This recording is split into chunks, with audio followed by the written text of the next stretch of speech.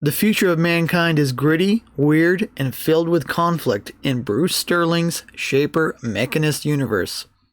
In today's video, we'll be talking about human expansion into the solar system, how technology can factionalize the future, and post-humanism in my review of Schismatrix Plus.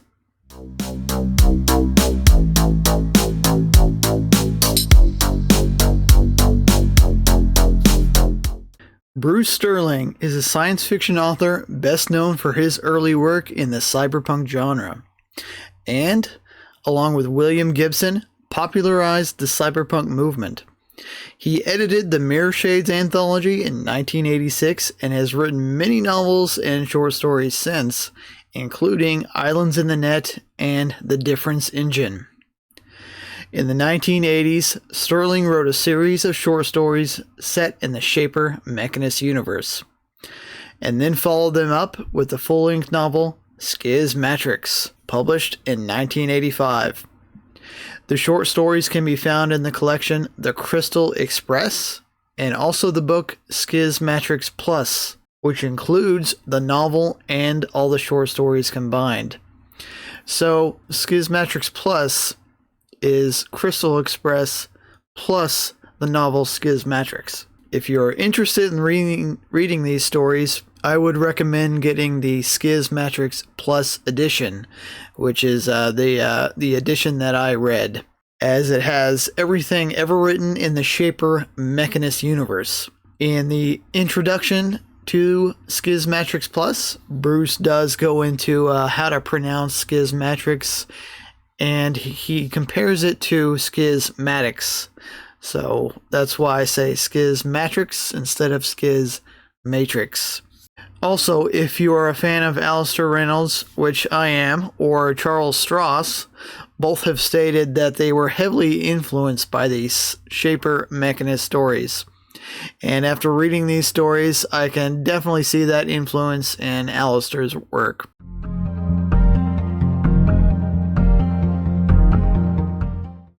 Who are the Shapers and Mechanists? Humanity has colonized and spread throughout the solar system, propelled forward by advances in technology and by factionalism that resulted from those technological advances. The Shapers have heavily pursued advanced genetic engineering and genetic modification. They have engineered their bodies to live longer, stronger, and healthier lives. They have invested their resources in creating highly intelligent, high IQ individuals, and they often discriminate against natural-born humans. They are incredibly skilled in diplomacy and medical treatments, and their long-lived members have profound influence on the political goals, ideologies, and direction humanity takes. The Mechanists have pursued cybernetic technologies based in advanced computing and mechanical prosthesis. They have altered their bodies away from their biological origins to extend their lifespans and strengthen their physical skills. The members of this faction use mechanical technology to dominate their adversaries and control habitats throughout the solar system, sometimes resorting as well to piracy.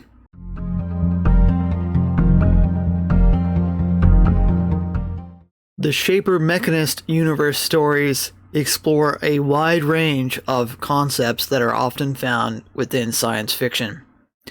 Starting with, this at its heart is a space opera. In Schismatrix and the other stories, humanity has expanded into the solar system, inhabiting asteroids in the belt, in space stations orbiting Earth and the Moon, and in the rings of Saturn. These habitats range in gravity from Earth-like to no gravity at all. Starting with the Circumlunar Space Station, also called the Consonantes, were among some of the first habitats when humanity began to expand into the solar system. They also live within the circumsolar asteroid worlds, built in the asteroid belt, and that are controlled and inhabited primarily by the Mechanists. And then we have habitats in the ring system of Saturn. And these ring habitats are controlled and inhabited primarily by the Shapers. And we also have a colonization of the moon Europa, briefly mentioned in these stories as well. So humanity has spread throughout the solar system, making at the heart of this universe a space opera focused concept. Another major concept we see is transhumanism or posthumanism. The Shaper and Mechanists have moved beyond their basic humanity to enhance themselves with cybernetics or genetic modification. In a sense, these modifications transcend humanity. And it goes to some pretty far extremes as you get into the stories and the novels, in all the ways that the Shapers and Mechanists have changed themselves and their bodies, their physical and mental attributes. So if you're into posthumanism, this story has some really interesting looks into that, and this also gives it kind of a cyberpunk angle as well. The next major concept in the Shaper Mechanist universe stories is alien contact and first contact. An alien race known as the Investors shows up in this story and plays a major role in the novel and the short stories. The Investors are an alien species that are interested in trade and profit, and they play humanity's factions off each other to maintain kind of an economic balance. There are also other aliens hinted at in the stories that the Investors trade with as well, but they're not really explored in any meaningful way except in the short story Swarm, which I will talk about later in this video. But all of this suggests a much wider universe that we don't get to see all that, but it gives us something to think about that could be outside of the stories and kind of lets your imagination run wild. And for the last science fiction concept that I'd like to briefly mention is the concept of terraforming. There is a faction in these stories that is dedicated and devoted to the terraforming of Mars. So we don't get really an in-detailed look at terraforming, so don't expect anything like Red Mars. But there is a short story that shows a little bit of how the Shaper Mechanist universe by Bruce Sterling kind of targets and looks at what terraforming might look like.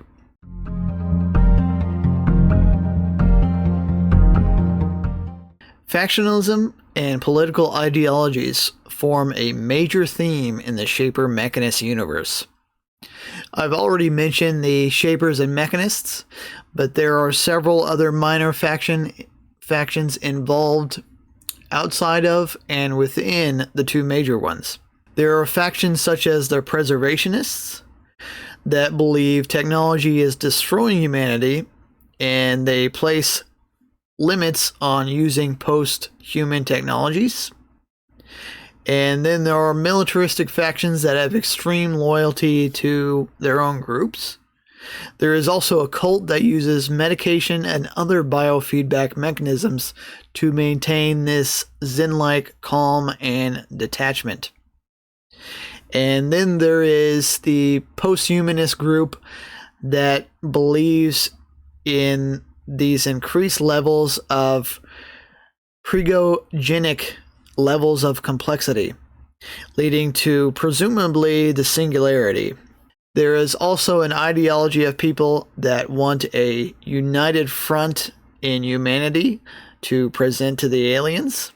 All of these conflicts and technologies and habitats and expansion throughout the solar system is referred to as the overall Schismatrix of humanity. And it is often talked about who is going to control and influenced the Schismatrix.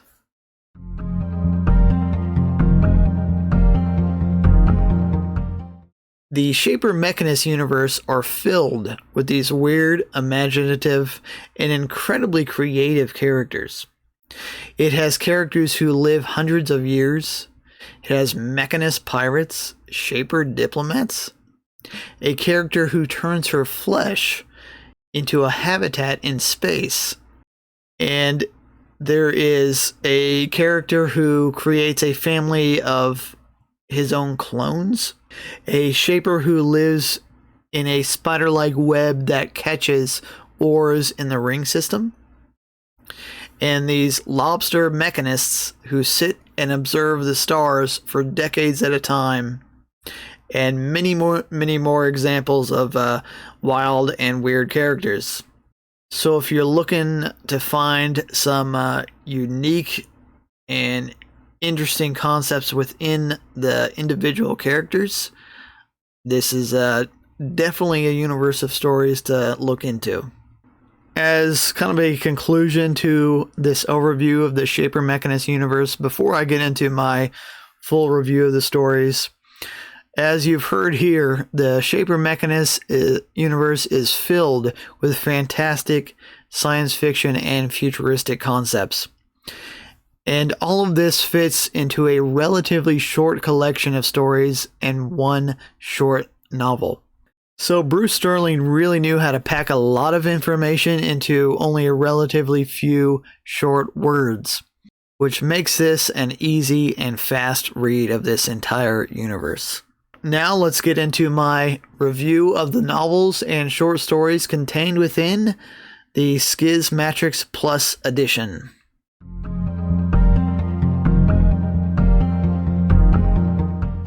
I'm going to start off the review with the novel Schismatrix, and I'm going to keep this review free of spoilers and only provide an overview of the plot and then my thoughts on the book. So, in the novel Schismatrix, we follow the character of Abelard Lindsay, who begins the novel as a rebel trying to overthrow the aristocrats who are currently in power, along with his friend Constantine, who this friend eventually becomes Abelard's primary rival and enemy throughout the novel.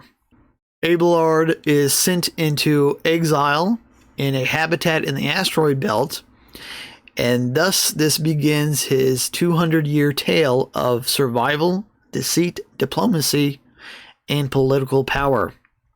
Abelard was trained in Shaper diplomacy and has the skills needed to influence and deceive others.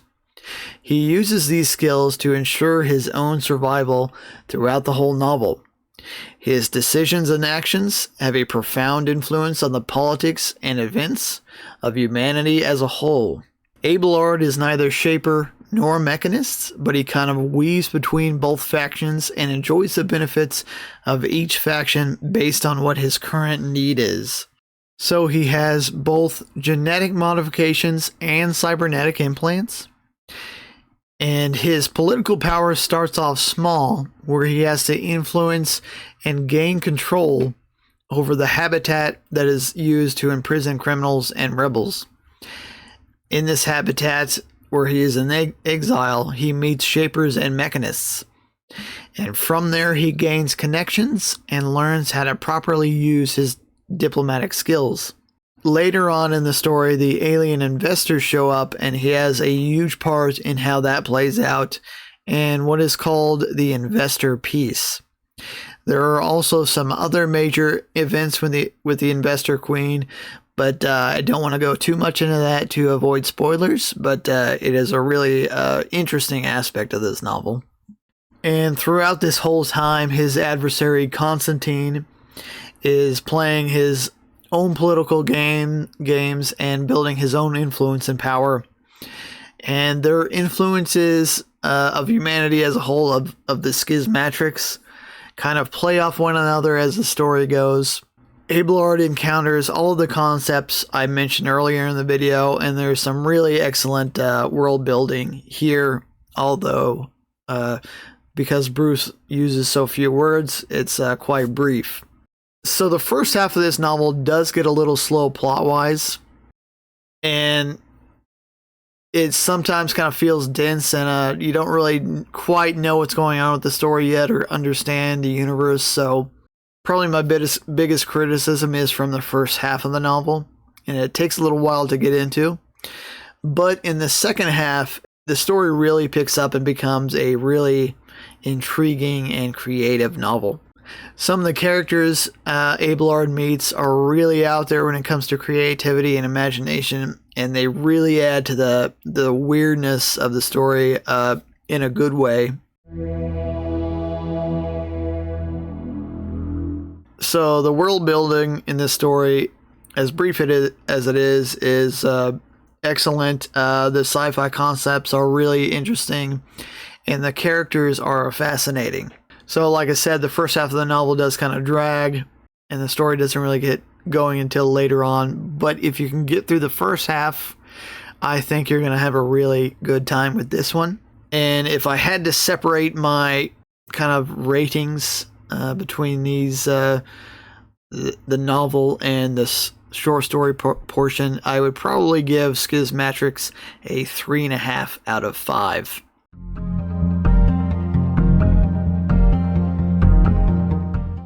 Now let's get into my review of the short stories portion of Schismatrix Plus. Schismatrix Plus includes 5 short stories set in the Shaper Mechanist universe. I enjoyed all of them, some more than others, but I think all of them are worth reading. And also 2 of these stories have been adapted into the Netflix animated series Love, Death, and Robots. The stories cover a wide range of time over a period of 200 to 300 years, and they cover a variety of different events that have occurred within the universe. The first story I'd like to talk about, perhaps my favorite of the collection, is the short story Swarm. Swarm tells the story of a couple of shapers looking to exploit an alien hive species. So this one is not set within the solar system, but these characters get transported out by the investors outside of the solar system. So they paid these investors for the transportation to study this unique alien species. And it's an incredibly creative story of what an alien hive species might look like, with communication through pheromones, and they have a cohort. The swarm has a cohort of different alien species that have been co-opted into the hive. And it was my favorite story, and it has a heck of an ending. And this was also one of the stories that was adapted into the Netflix animated series. And the adaptation is really good as well. So if you haven't seen that, I would recommend it. I don't know if it matters whether you watch the show first or read the story first. I actually watched the show first, but it didn't detract from my enjoyment of the story. Overall, the story of Swarm is definitely a 5-star read for me. The next story is called Spider Rose, which was the second story that was adapted for the Netflix series. It tells the story of a person living alone in an installation that collects minerals and other ores in Saturn's ring system, with this web-like system of ore capture. It involves the investors bargaining for a valuable gem that Rose has, and it also has a really incredible ending that maybe is not quite expected, and it's a good character. It's a good character story. So that one was another 5-star read for me. After Spider Rose is the story The Cicada Queen. This story is one that ties in the most closely with the novel Schismatrix.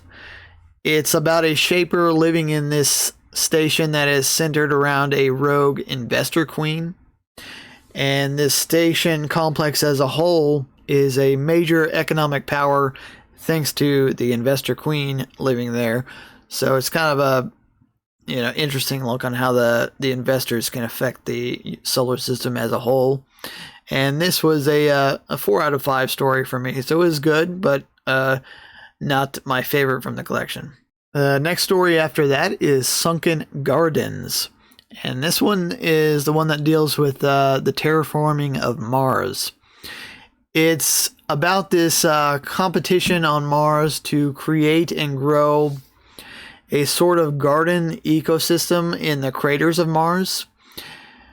And it was an okay story. It wasn't my favorite, but it was worth reading. So this one I gave a 3 out of 5. And then the last and the final story was called 20 Evocations. And this one was probably my least favorite of the 5 because it had kind of a weird format. But I still enjoyed it. It tells the story of the life of a shaper through these 20 short chapters that detail snapshots of his life. So that one was another one, probably 3 out of 5 for me.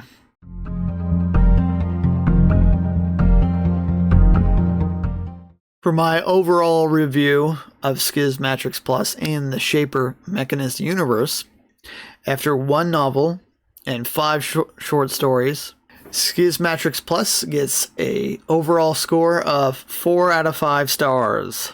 And it's a recommended read for science fiction fans. I'm not sure that this would be a good novel for beginners of science fiction. But for those of you who have already read a lot of science fiction and have been exposed to the concepts and things in this novel, this one's one to check out for sure. You can definitely see the influences in the works of Alastair Reynolds' Revelation Space series, especially in his series, the Conjoiners and the Demarcus and the Ultras. So I think if you're a fan of Alastair Reynolds, I think you'll probably enjoy this one as well. You'll really appreciate what Bruce Sterling contributed to the influence of Alastair Reynolds. Thank you for watching today's video. I hope I've inspired you to check out Bruce Sterling's Shaper Mechanist universe in the form of Schismatrix Plus. Let me know in the comments if you've read any of these short stories or the novel, or if you plan on reading them sometime in the future. And also, let me know which faction you would join. Would you be one of the genetically engineered Shapers? Or would you be a cybernetic mechanist? Don't forget to like and subscribe. See you next time.